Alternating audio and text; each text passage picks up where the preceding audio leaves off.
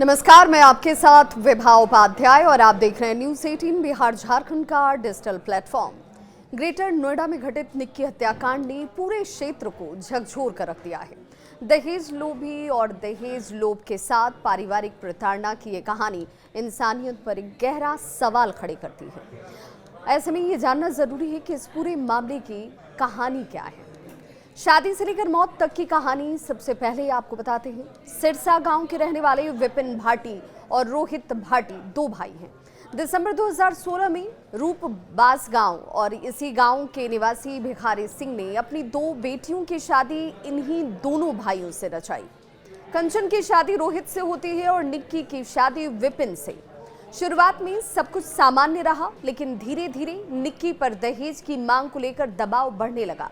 पति विपिन और उसके परिजन लगातार 35 लाख रुपए की मांग कर निक्की को प्रताड़ित करते रहे। 21 अगस्त की काली रात को ऐसे में सवाल ये उठता है कि हुआ क्या।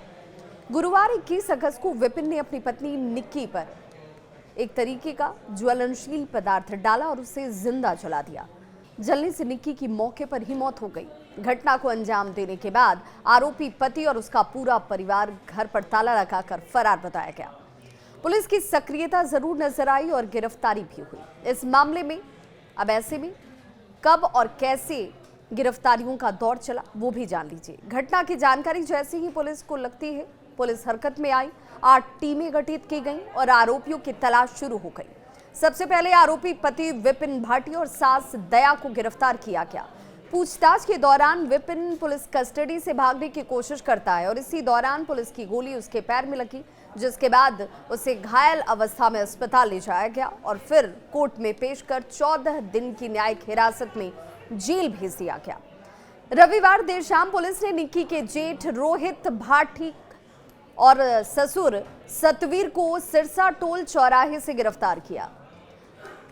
मामले की बात करें तो इस मामले का मुख्य आरोपी पति विपिन और अन्य परिजन सलाखों के पीछे जरूर हैं और इसीलिए आरोपी ससुर सतवीर, जो कि पुलिस की गिरफ्त से बाहर बताया जाता है, उसको पकड़ने के लिए लगातार तलाशी ली जा रही है।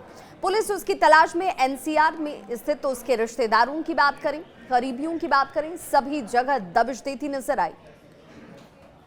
इन हालातों में पिता का दर्द शब्दों से परे है। जिन्होंने अपनी बेटी को खो दिया, सपनों के साथ जिस बेटी को विदा किया था, वो बेटी आज इस दुनिया में नहीं है। निक्की के पिता भिखारी सिंह ने अपनी बेटी को दहेज की बलि चढ़ते हुए देखा। उन्होंने कहा कि उन्होंने अपनी हैसियत से कहीं आगे जाकर अपनी बेटी की शादी रचाई, लेकिन दामाद और उसके परिवार को कभी वो संतुष्ट नहीं कर पाए। दहेज की भूख इतनी इनके अंदर थी कि इन्होंने एक बेटी की जान ले ली, जो अपने पिता के लिए पूरी दुनिया थी। समाज के लिए इस घटना ने कई सवाल खड़े कर दिए।